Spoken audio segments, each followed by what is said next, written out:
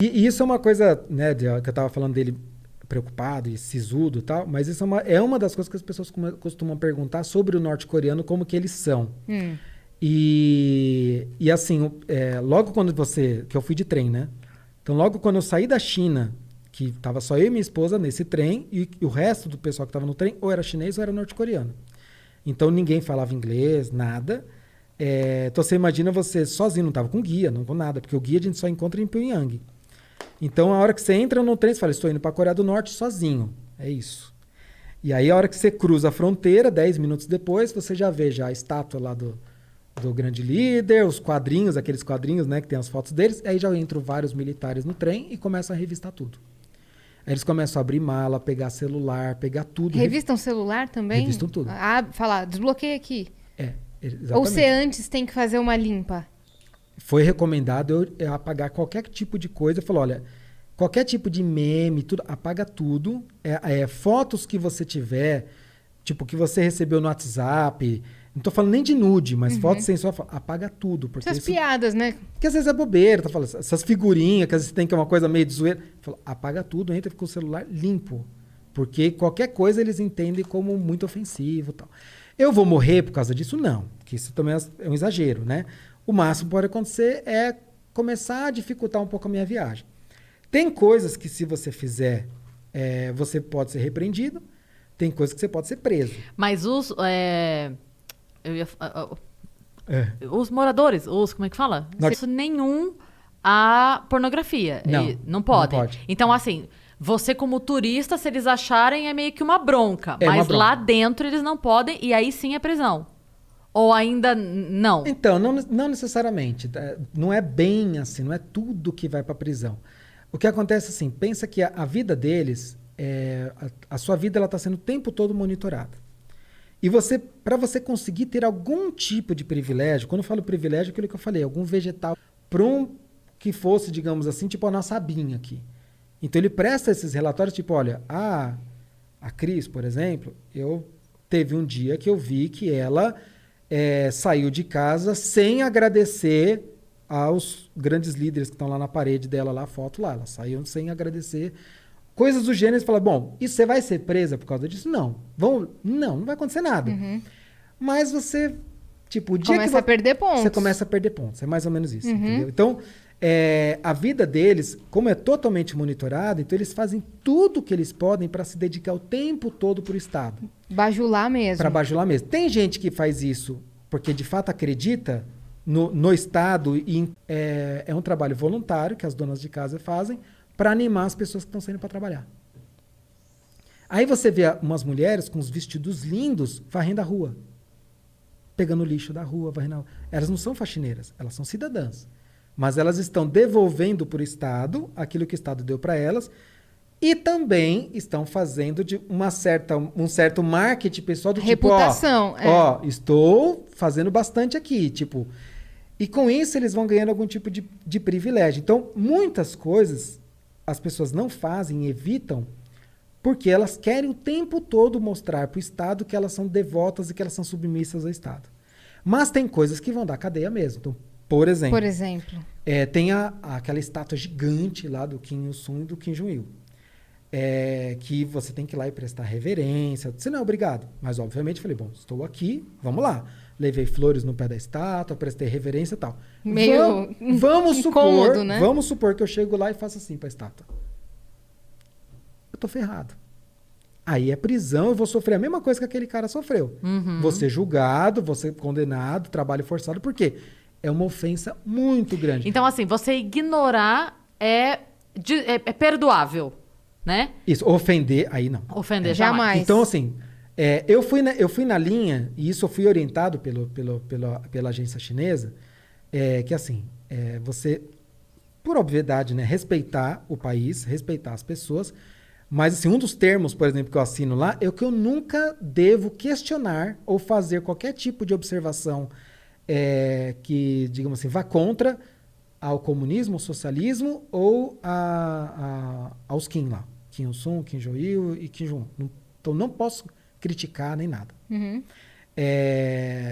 Então, quando eu fui para lá, eu fui muito preparado no sentido de eu quero cativar o guia, porque eu quero ter uma boa experiência de viagem. Se eu já demonstrar qualquer tipo de reação que ele perca a confiança em mim, eu não vou ter uma boa viagem. Então, assim, eu era extremamente respeitoso com tudo.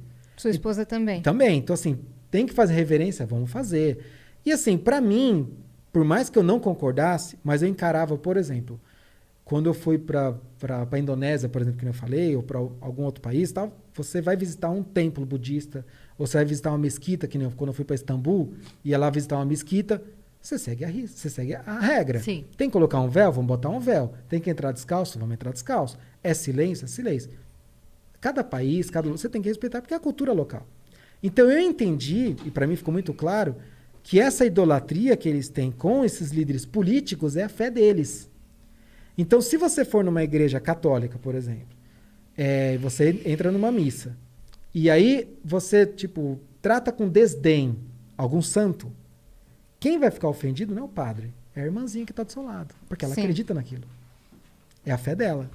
Então, isso vai gerar na pessoa uma antipatia com você. Uma indisposição uma com indisposição. Você. Então, eu falei, não, eu fui para mim muito claro, tipo, eu não vou tentar convencer ninguém, porque não a adianta... diferença é que o padre não vai te mandar pro campo de concentração e te devolver em coma pra tua família. Bobagem.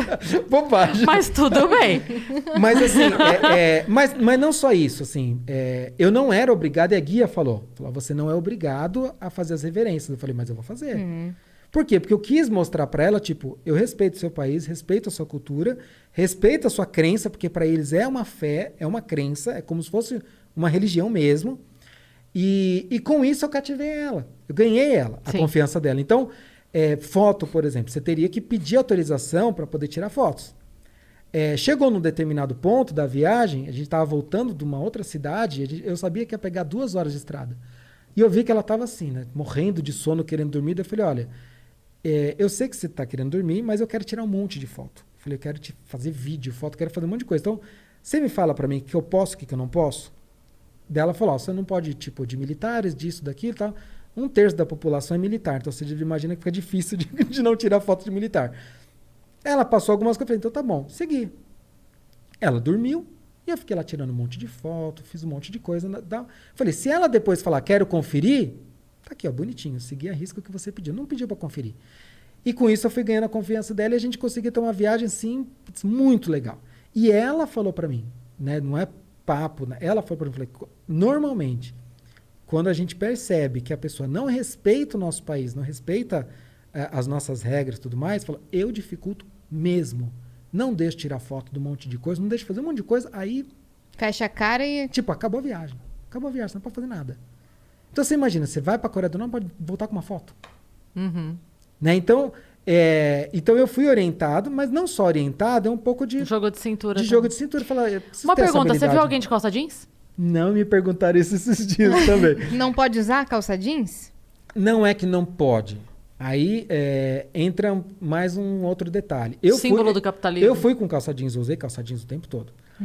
Quando a gente foi, por exemplo, no Palácio do Sol de Konsunsan, o que é isso daí? É um mausoléu gigante, do tamanho de um shopping center, assim, muito grande, onde estão os corpos embalsamados do Kim Il-sung e do Kim Jong-il. Então é o lugar mais sagrado do país. Lá não pode ir de calça jeans.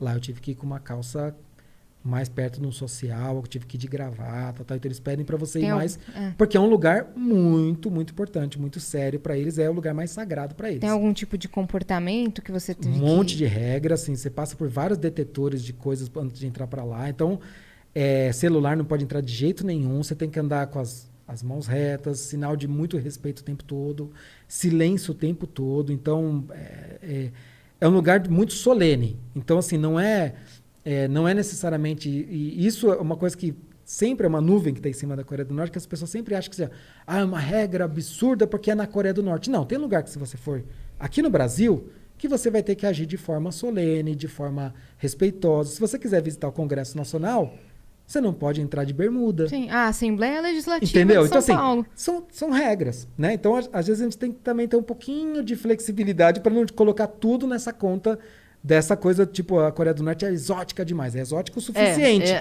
Mas tipo assim, não é porque tem muito absurdo que tudo seja absurdo. Exatamente. Né? Então, assim, é um mausoléu, é um lugar sagrado para eles. Respeito. Então você tem que agir de uma forma respeitosa.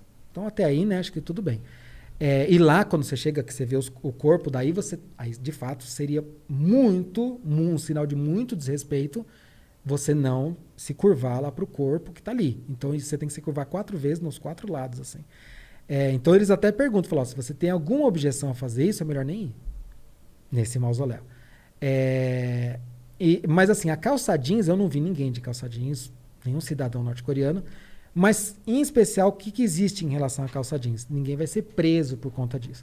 Mas o jeans é um símbolo americano. Ah, eu imaginei que fosse isso. E eles têm ódio mortal. Então, assim, eles têm muito asco mesmo dos Estados Unidos.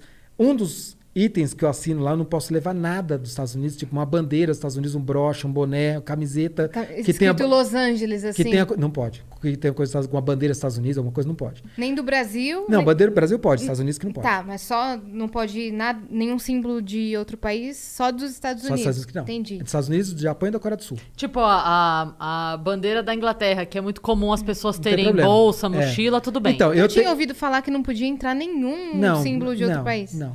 Eu tenho um mochilão, e nesse meu mochilão tem as bandeirinhas lá, todo coladas, né? E uma das bandeiras que eu tenho lá é dos Estados Unidos. Eu nem levei por causa disso. Porque tinha a bandeira dos Estados Unidos no meio de várias outras. Melhor evitar. Vai que, né? Vai que. Então, assim, primeiro, as pessoas, você não encontra calça jeans para comprar.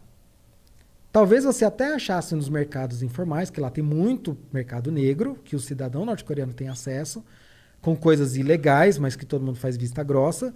Mas mesmo assim não tem público, não tem muito interesse. Porque se você começar a usar, alguém vai falar, esse não é tão dedicado ao país. Entendi. Entendeu? Uhum. Isso pode... Então, assim, não é que você vai preso, vai passar fome, vou te mandar... Não é exatamente isso, mas acende uma luzinha vermelha em cima de você. Sim. E você imagina num país que você já é vigiado o tempo todo, você não quer mais gente te vigiando. Sim. Uhum. Quanto menos te olharem, é melhor, né? Então, e se tiver que te olhar, que te olhe do tipo, opa, esse aí Sim. é dedicadão ao país, né? Sobre os cortes de cabelo, verdade ou mentira? É verdade que tem 18 tipos de corte de cabelo permitidos e etc? Não, também não. Por isso ele foi de boné. Não deixa eu errar aqui. Não é. Vai na mesma linha. Existem recomendações de cortes, que são aqueles cortes que eles falam, esses são cortes que respeitam a tradição da Coreia do Norte. Então, tipo, cortes muito ousados não vão ter muito espaço, porque ele vai contra a tradição e tudo que você quer é mostrar que você segue as tradições, que você segue as regras. Uhum. Então, se você quiser fazer uma mecha vermelha no cabelo, pode. Vai na linha da calça jeans, vai na linha de uma série de coisas. Vai acender uma luzinha vermelha em cima de você. Entendi. Tipo, essa pessoa não é tão dedicada ao país. Caraca. Eu vi uma... acho que foi num vídeo que eu vi, falando que entre esses cortes, que são os que são orientados, né? Não está o corte do Kim Jong-un, é verdade? O dele não é um desses cortes, você sabe disso? O dele não é um desses daí. Mas tem algum motivo para isso? Pra ele ser o diferentão? Mas também não tem uma proibição para alguém cortar o cabelo igual o dele. A verdade é que É só feio. Sim. A verdade é que assim, o norte-coreano ele é muito discreto. Então, assim... São poucas as pessoas que vão se preocupar com essa questão estética, entendeu? A maioria nem vai pagar salão, vai cortar em casa que não tem dinheiro para isso.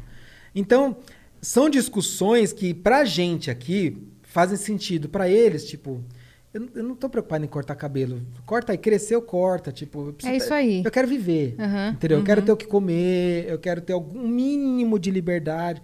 É isso que eu quero. Eu quero um dia poder sonhar em ter um celular. É mais ou menos isso. Entendeu? Entendi. Falar em celular, desculpa. Eu ia perguntar das telecomunicações. Lance de ligação, celular, TV, rádio, jornal, como é que é? Tudo 100% do Estado. Sim, imagino. Então, assim, televisão, eu assistia todo dia a programação deles. E a sensação que você tem de estar assistindo televisão é de você assistir 100% de programa eleitoral. Então, eu assistia todo dia... TV Senado o dia todo. Não é TV Senado, é propaganda política. Sabe quando a época de eleição, que aparece o político inaugurando isso, abraçando criança, comendo pastel. É isso o tempo todo, é propaganda, propaganda, propaganda. Aí, para de mostrar o quanto o país é maravilhoso politicamente, aí vai falar das belezas naturais. Aí alguém cantando com as belezas naturais. Então, assim, é aquela coisa de propaganda o tempo todo. Eles são muito fiéis às tradições. Então, tem muito essa coisa de nós somos um país maravilhoso, com riquezas incríveis. O mundo inveja a gente. Eles acreditam de fato que o mundo inveja a Coreia do Norte. Putz, Que é a propaganda que eles têm lá. coitados. Então, eu via essa programação da TV o dia inteiro. Dia inteiro não, à noite eu assistia, quando no café da manhã, onde eu tava, tinha alguma TV, tá passando a programação. Os telejornais deles também, você imagina, o telejornal que só vai falar bem do governo o tempo todo. Só das maravilhas que eles têm proporcionado. É isso. Então, o acesso à informação que eles têm de TV, de rádio, é sempre... Não dá pra chamar nem de acesso e nem de informação. Ou acesso à informação. Porque assim, o que tem de informação que chega para eles, por exemplo, de fora do país, é 100% manipulado. É só aquilo que interessa que eles querem. Parece material institucional de empresa, né? Na China tem uma internet extremamente controlada, Sim. né? Lá chega a ter internet? Tipo uma intranet, né? Então, na China, você tem a internet normal, mas alguns sites e serviços são bloqueados. Sim.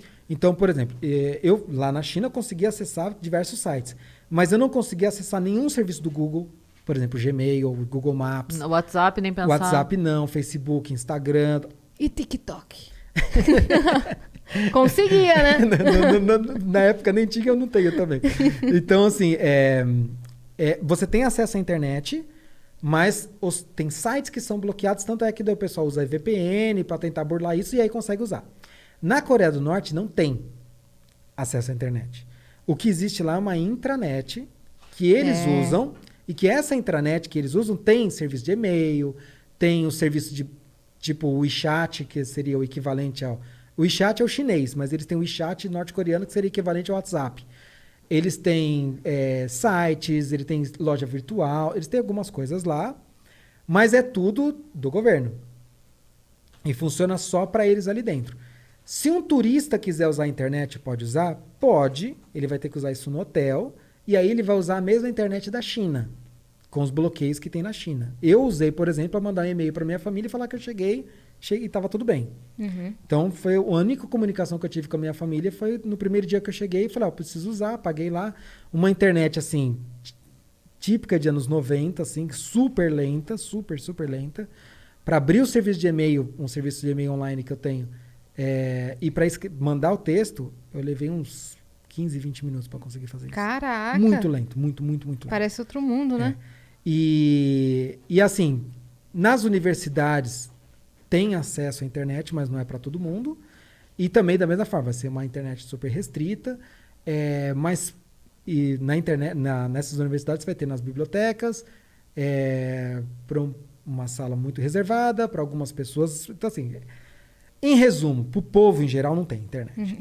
Você foi tentar caçar alguma informação nas bibliotecas de lá? Eu fui na biblioteca lá. Porque historiador com biblioteca, né, Davi? Eu fui na biblioteca e foi muito curioso porque pensa que assim, você nunca sabe direito se eles estão simplesmente querendo ser extremamente gentis e te receber bem, ou se eles estão fazendo propaganda do país ou se é os dois. Você não consegue saber. Porque se você recebe, por exemplo... e um alemão aqui no Brasil, aqui em São Paulo. O que você vai fazer? Eu não sei por que as pessoas fazem isso, mas a primeira coisa é levar ele na 25 de março, levar para comer um churrasco. Sim. Você vai levar para alguns pontos que é coisa que você leva, por quê? Porque você quer agradar. O beco do Batman. Então, né? assim, então você vai, mas principalmente eu vou te levar numa churrascaria, agora eu te levar em todo lugar diferente, vai lá no Ibirapuera. Você fica entusiasmado de mostrar as coisas que você está acostumado aqui no seu país. Né? Então, e ele ia me comprar com board game. Se ele veio da Alemanha, ele ia ser bem inteligente, porque na Alemanha rola a maior feira de board games do mundo, e ele ia me comprar não com cigarros, mas com board games. Ele ia me entregar assim, ó, que nem você entregou a pasta aqui assim, ó. Então aqui, me leva no Ibirapuera. Então, assim, quando você chega lá, você é muito bem recebido, as pessoas te tratam muito bem o tempo todo. Então você fica nessa dúvida, tipo, estão me tratando bem porque eu sou de fora e eles querem me agradar, como eu faria no Brasil, entendeu? Ou eles são robôs. Ou se eles estão, tipo, para eles é muito importante vender uma boa imagem do país deles. Então, assim, você fica num conflito. Então é muito difícil você entender o que está acontecendo. Então, por exemplo, quando eu cheguei nessa biblioteca, assim que eu entrei, Uma biblioteca gigante, enorme, super bonita. Eles têm mais de 300 mil livros lá. A hora que eu entrei na biblioteca, já tinha uma funcionária da biblioteca me esperando com livros em português na mão do Brasil. Ela sabia que eu estava indo lá, ela sabia que eu estava indo lá, já estavam preparados para me receber. Uns livros assim com relevância zero. Não estou nem falando de clássicos nacionais, nada. Era tipo uns livros de autoajuda de um autor completamente falido, entendeu? E que ele precisava desovar os livros dele e doou para a Coreia do Norte. Foi isso. Entendeu? Então não era nem importante. Mas foram me mostrar, por exemplo... Não eram livros traduzidos deles para livro você em português. Conhecer. Livros brasileiros mesmo. Livro em Sim, português. meu querido, mas daí eu já tenho acesso. Não, mas eles foram me mostrar, por exemplo, o Diário de Anne Frank em coreano. Tipo, olha o que nós temos aqui. Eles foram me mostrar tal. Então, assim, mas, como eu falei, eu ficava na dúvida, porque é um país que eles vivem de propaganda. Então, propaganda interna, porque eles precisam vender que o regime funciona, que eles são o melhor país do mundo, as pessoas acreditam nisso. Então, eles precisam se vender internamente, mas eles também querem vender para fora do mundo.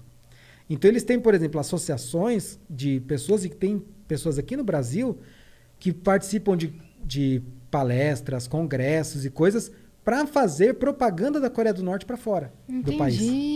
Então, para mostrar, olha como o país é justo, como o país é maravilhoso. Então, eles têm interesse em fazer propaganda. Pyongyang é uma cidade vitrine para vender o regime socialista como algo que é maravilhoso, né? E tem um monte de gente aqui no Brasil que compra essa ideia, né? Inclusive, um dos posts que eu faço lá no Twitter, né? Que eu faço muitas threads sobre os lugares que eu vou viajar e tal. E o pessoal gosta bastante dessas threads que eu faço. Tem umas threads que tem bastante like, já vi, já cheguei a ver. O pessoal gosta bastante. E uma das que o pessoal mais gostou foi justamente uma que eu falo sobre essa coisa da vida real na Coreia do Norte, que o pessoal aqui publica muitas coisas de Pyongyang, como se aquilo refletisse a Coreia do Norte como um todo. O mundo e não perfeito. Então, eu falei no começo que quando eu fui para lá, eu quis ir de trem, justamente para poder ter uma visão mais do interior do país. É lógico que de dentro do trem você não consegue conhecer tudo, mas são 6 horas de trem até chegar em Pyongyang. Então, eu tive 6 horas na ida e 6 horas na volta para ver o interior do país. E o trem para em pelo menos umas 10 cidades no caminho. E a estação do trem fica no meio da cidade. Então, dá para você ter uma visão geral das pessoas andando, indo trabalhar. E é muita pobreza. Assim, é muita pobreza, mas... como posso dizer assim? Você vê as cidades organizadas, muito, muito, muito simples. Quando a gente fala pobreza aqui, a gente já imagina tipo favela, barraco. Não é isso. Você vê casinhas muito simples, como se fosse de Coab, mas bem mais simples até que de Coab, mas você vê uma série de casinhas. E tem pedinte, morador de rua, então, mendigo. Isso é uma coisa que eles falam que não existe de jeito nenhum. Todo mundo fala que não tem. Mas eu tirei foto de um, em Pyongyang, que não podia de jeito nenhum. Que é onde está a elite. Eu estava andando no metrô, e aí eu vi uma pessoa sentada no chão. Então, assim, a gente está em São Paulo, a gente conhece pedinte, né? Então, não é uma novidade pra gente. Você sabe como que a pessoa fica. Ela tá completamente suja, com aquela cara toda ferrada, sentada no chão, com um pacotinho e com uma plaquinha do tipo, me ajude, estou passando fome. Então, assim, você conhece o padrão. Sim. E eu vi uma pessoa dessa no chão.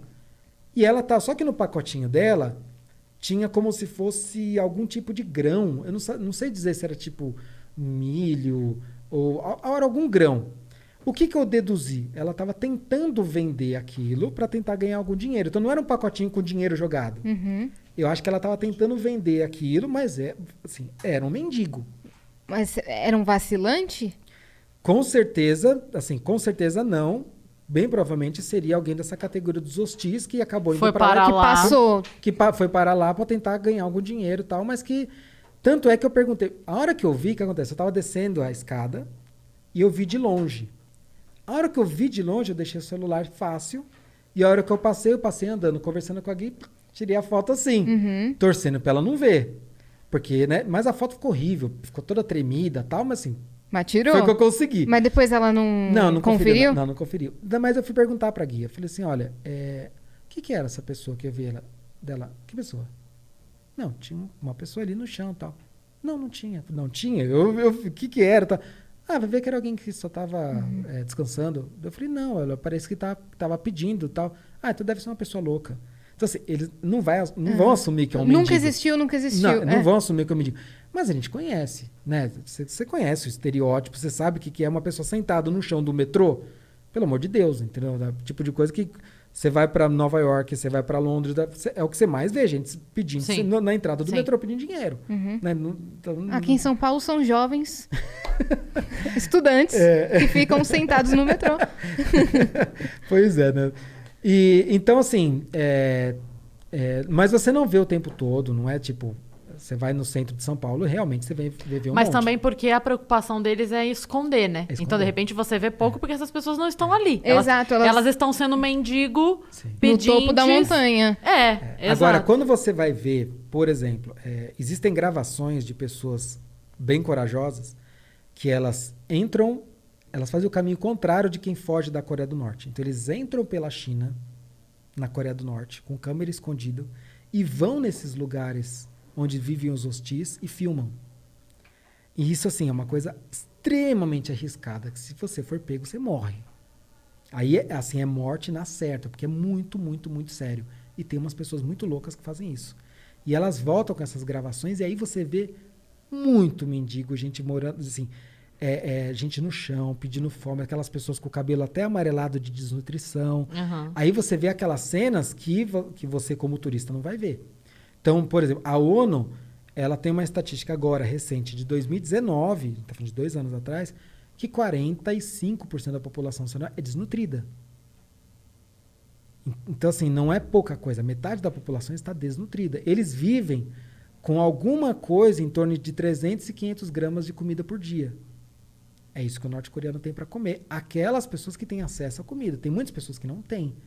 Esse ano agora, por conta da pandemia e por conta de algumas chuvas e teve algumas enchentes e tal, eles tiveram problema com safra e pessoas informantes que estão lá dentro trazem, né, esses dados para fora, dizem que eles estão numa situação muito, muito, muito complicada. Dizem, enfim, a notícia, né, oficial é que não chegou, que não tiveram a pandemia lá, que não COVID. teve. Essa informação extracurricular aí, o que nos diz? Então, eles testaram cerca de 3.500 pessoas no país inteiro. E dessas pessoas... Qual a população total? 25 milhões. Uhum. Tá bom. Então eles testaram 3.500 pessoas mais ou menos. E desses testes, segundo o Estado, 0 casos. Porém, existem esses informantes, eles trazem informações de que houveram muitas pessoas que foram isoladas, e que eles têm números diferentes de pessoas que entraram para o isolamento e de pessoas que saíram.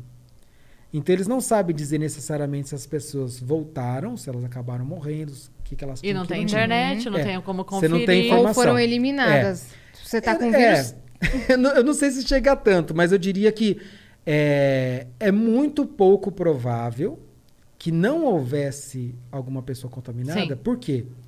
Eles fecharam a fronteira no começo, entre janeiro e fevereiro, se não me engano, do ano passado.